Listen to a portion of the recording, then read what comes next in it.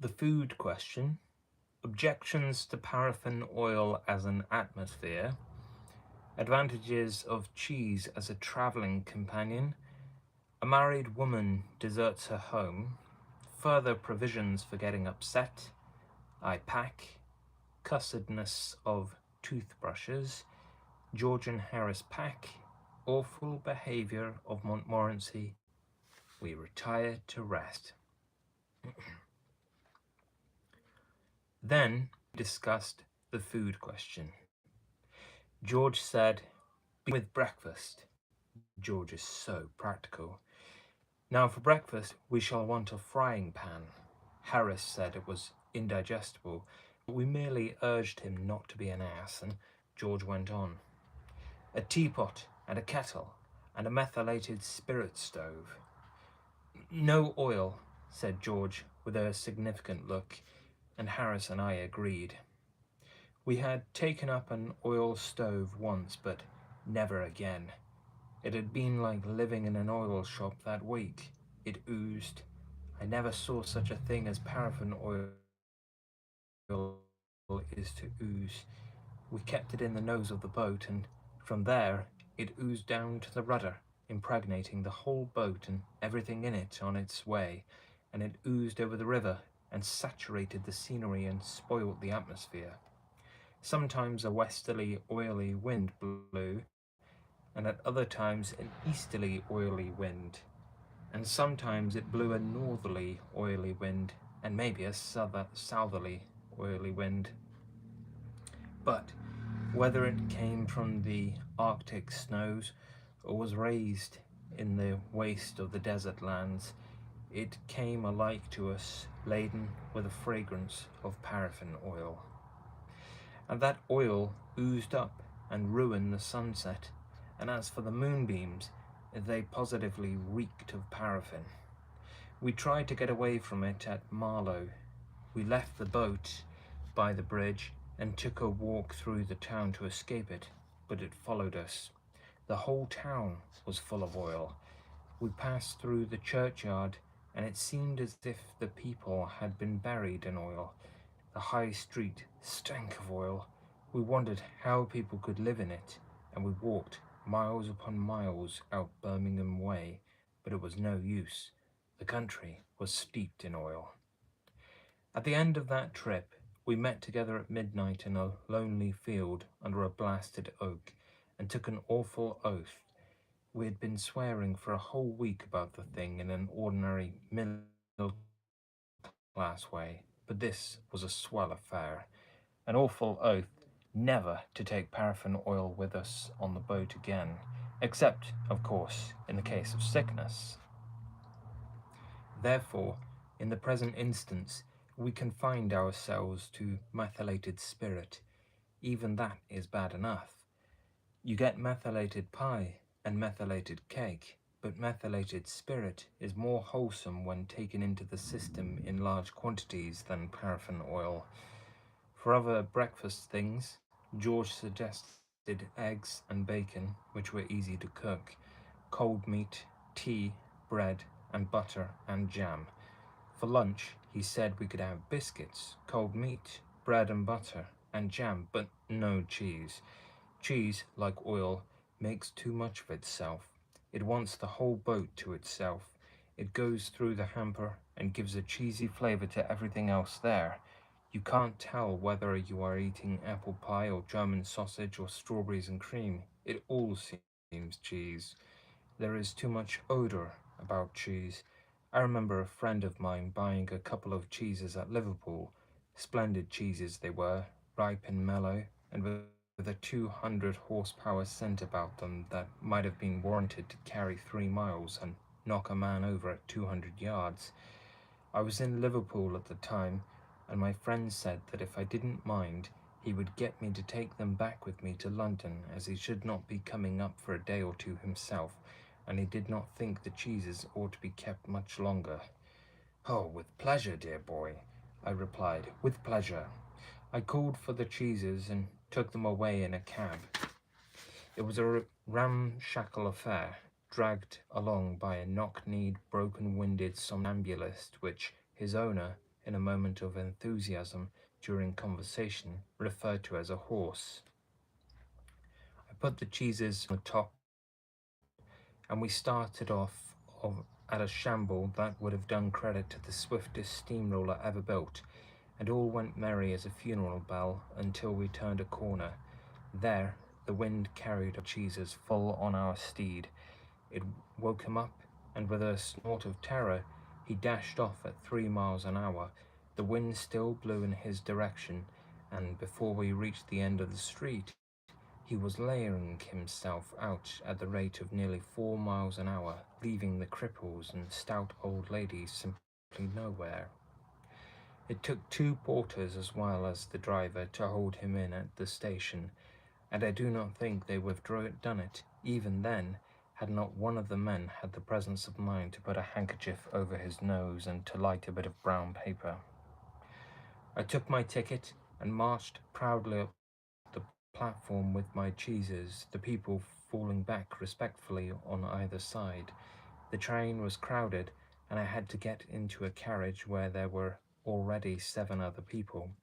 One crusty old gentleman objected, but I got in, notwithstanding, and, putting my cheeses upon the rack, squeezed down with a pleasant smile and said it was a warm day. A few moments passed, and then the old gentleman began to fidget. "Very close in here," he said. "Quite oppressive," said the man next to him. And then they both began sniffing, and at the 3rd sniff they caught it right on the chest and rose up without another word and went out. And then a stout lady got up and said it was disgraceful that a respectable married woman should be harried about in this way, and gathered up a bag and 8 parcels and went. The remaining 4 passengers sat on for a while, until a solemn-looking man in the corner, who, from his dress and general appearance, seemed to belong to the undertaker class, and said it put him in mind of a dead baby, and the other 3 passengers tried to get out of the door at the same time and hurt themselves.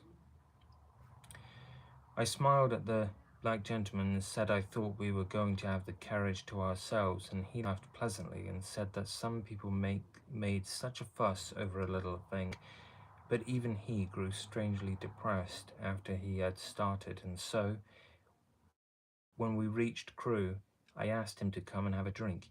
He accepted, and we forced our way into the buffet, where we yelled and stamped and waved our umbrellas for a quarter of an hour, and then a young lady came and asked if we wanted anything. "What's yours?" I said, turning to my friend.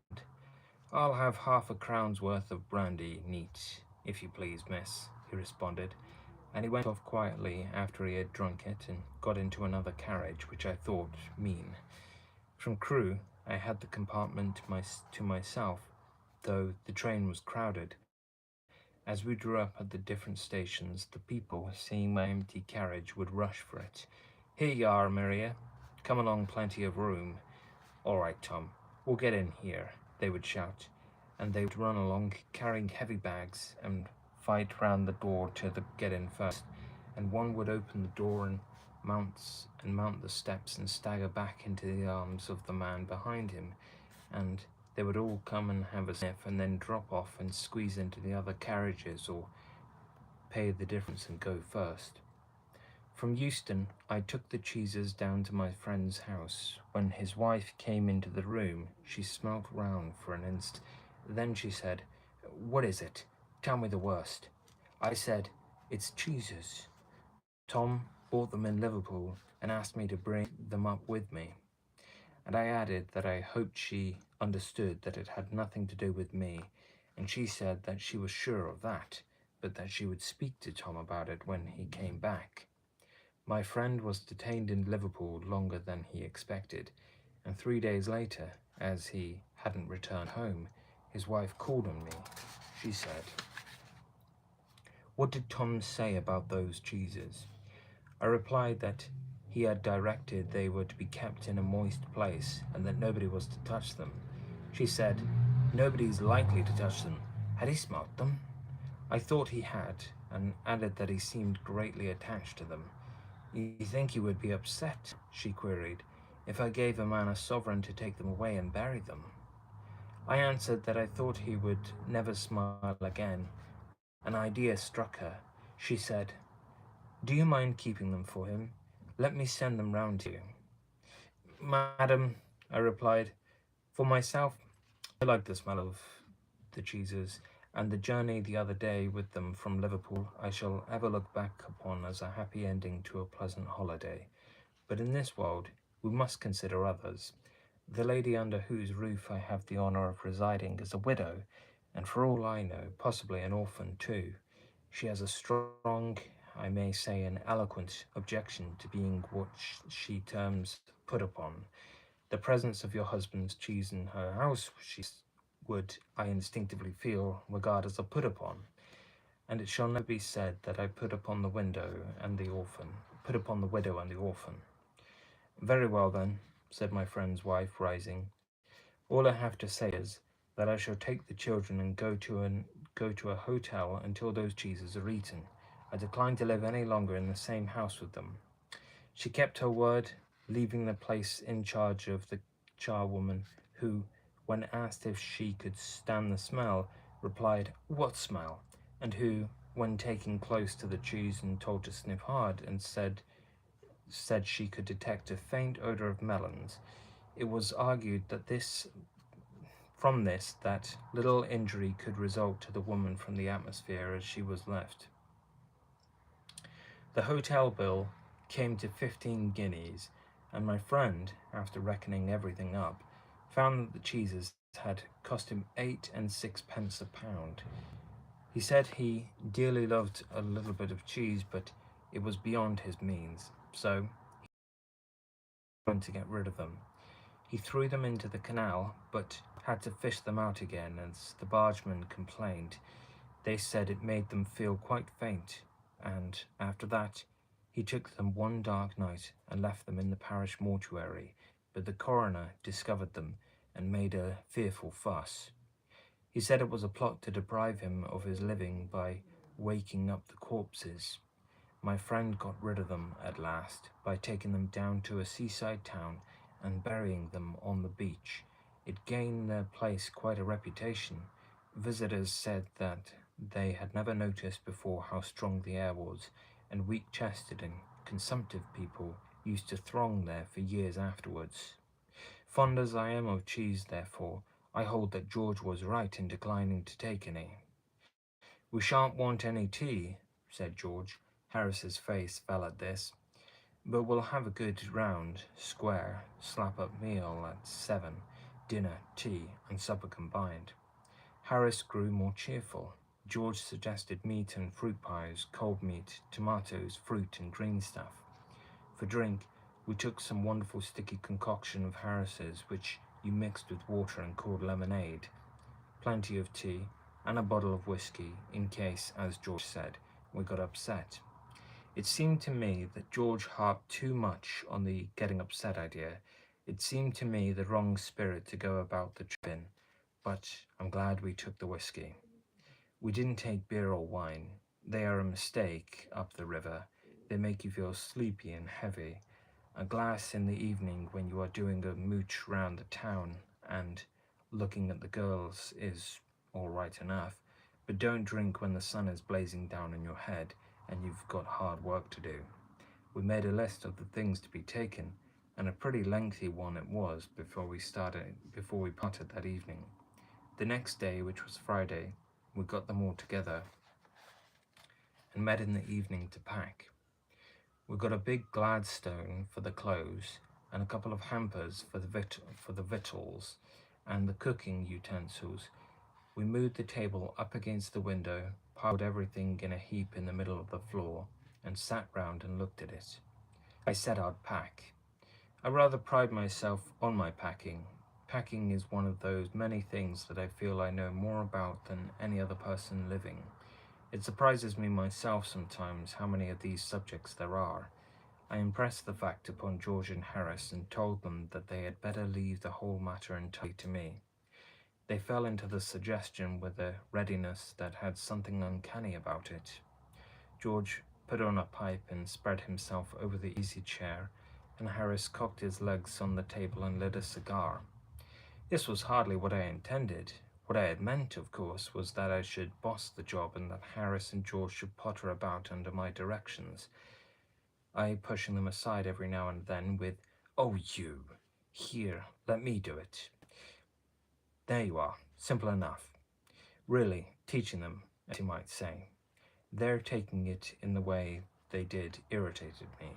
There is nothing does irritate me more than seeing people sitting about doing nothing when I'm working. I lived with a man once who used to make me mad that way. He would loll on the sofa and watch me doing things by the hour together, following me round the room with his eyes, wherever I went. He said it did him real good to look on at me messing about. He said it made him feel that life was not an idle dream to be gaped and yawned through, but a noble task, full of duty and stern work. He said he often wondered now how he could have gone on before he met me, never having anybody to look at while they worked. Now, I'm not like that. I can't sit still and see another man slaving and working. I want to get up and superintend and walk round with my hands in my pockets and tell him what to do. It is my energetic nature. I can't help it. However, I did not say anything, but started the packing. It seemed a longer job than I had thought it was going to be, but I got the bag finished at last, and I sat on it and strapped it. "Ain't you going to put the boots in, Harris?" said Harris rather, and I looked round and found I had forgotten them. That's just like Harris. He couldn't have said a word until I had got the bag shut and strapped, of course, and George laughed, one of those irritating, senseless, chuckle-headed, crack-jawed laughs of his. They do make me so wild. I opened the bag and packed the boots in, and then, just as I was going to close it, a horrible idea occurred to me. Had I packed my toothbrush? I don't know how it is, but I never do know whether I've packed my toothbrush. My toothbrush is a thing that haunts me when I'm traveling and makes my life a misery. I dream that I haven't packed it and wake up in a cold perspiration and get out of bed and hunt for it, and in the morning I pack it before I have used it and have to unpack it again to get it, and it is always the last thing I turn out of the bag, and then I repack and forget it and have to rush upstairs for it at the last moment and carry it to the railway station wrapped up in my pocket handkerchief. Of course, I had to turn every mortal thing out now, and of course I could not find it. I rummaged the things up into much the same state that they'd been before the world was created and when chaos reigned. Of course, I found George's and Harris's 18 times over, but I couldn't find my own. I put the things back one by one and held everything up and shook it. Then I found it inside a boot. I repacked once more. When I had finished, George asked if the soap was in. I said I didn't care a hang whether the soap was in or whether it wasn't, and I slammed the bag to and strapped it, and found that I had packed my tobacco pouch in it and had to reopen it. It got shut finally at 10:05 p.m., and then there remained the hampers to do. Harris said that we should be wanting to start in less than 12 hours' time, and I thought that he and George had better do the rest, and I agreed and sat down, and they had a go. They began in a light-hearted spirit, evidently intending to show me how to do it. I made no comment. I only waited. When George is hanged, Harris will be the worst packer in this world, and I looked at the piles of plates and cups and kettles and bottles and jars and pies and stoves and cakes and tomatoes, etc., and felt that the thing would soon become exciting. It did. They started with breaking a cup. That was the first thing they did. They did that just to show you what they could do, and to get you interested. Then Harris packed the strawberry jam on top of a tomato and squashed it, and they had to pick out the tomato with a teaspoon. And then it was George's turn, and he trod on the butter. I didn't say anything, but I came over and sat on the edge of the table and watched them. It irritated them more than anything I could have said. I felt that. It made them nervous and excited, and they stepped on things and put things behind them, and then couldn't find them when they wanted them, and they packed the pies at the bottom and put heavy things on top and smashed the pies in. They upset salt over everything, and as for the butter, I never saw two men do more with 1 and 2 pence worth of butter in my whole life than they did. After George had got it off his slipper, they tried to put it in the kettle. It wouldn't go in, and what was in wouldn't come out. They did scrape it out at last and put it down on a chair, and Harris sat on it and it stuck to him, and they went looking for it all over the room. I'll take my oath I put it down on that chair, said George, staring at the empty seat. I saw you do it myself not a minute ago, said Harris. Then they started round the room again looking for it, and stood at the back of Harris and saw it.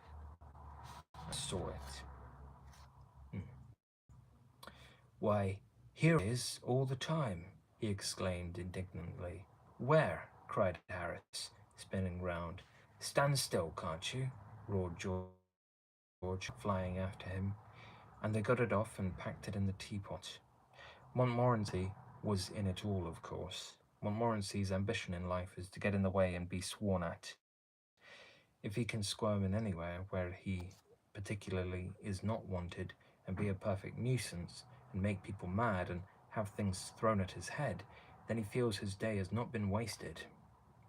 To get somebody to stumble over him and curse him steadily for an hour is his highest aim and object, and when he has succeeded in accomplishing this, his conceit becomes quite unbearable. He came and sat down on things just when they were wanted to be packed, and he laboured under the fixed belief that whenever Harris or George reached out their hand for anything, it was his cold, damp nose that they wanted. He put his leg into the jam, and he worried the teaspoons, and he pretended that the lemons were rats, and got into the hamper and killed 3 of them before Harris could land him with the frying pan. Harris said I encouraged him. I didn't encourage him. A dog like that don't want any encouragement. It's the natural original sin that is born in him that makes him do things like that. The packing was done at 12:50, and Harris sat on the big hamper and said he hoped nothing would be found broken. George, if anything was broken, it was broken, which reflection seemed to comfort him. He also said he was ready for bed. We were all ready for bed. Harris was to sleep with us that night, and we went upstairs. We tossed for bed, and Harris had to sleep with me. He said, "Do you prefer the inside or the outside, Jay?" I said I generally prefer to sleep inside a bed. Harris said it was old. George said, "What time shall I wake you fellows?" Harris said 7. I said, "No, 6, because I wanted to write some letters." Harris and I had a bit of a row over it, but at last split the difference and paid 6:30. "Wake us at 6:30, George," we said. George made no answer, and we found, on going over, that he had been asleep for some time, so we placed the bath where he could tumble into it on getting out in the morning, and we went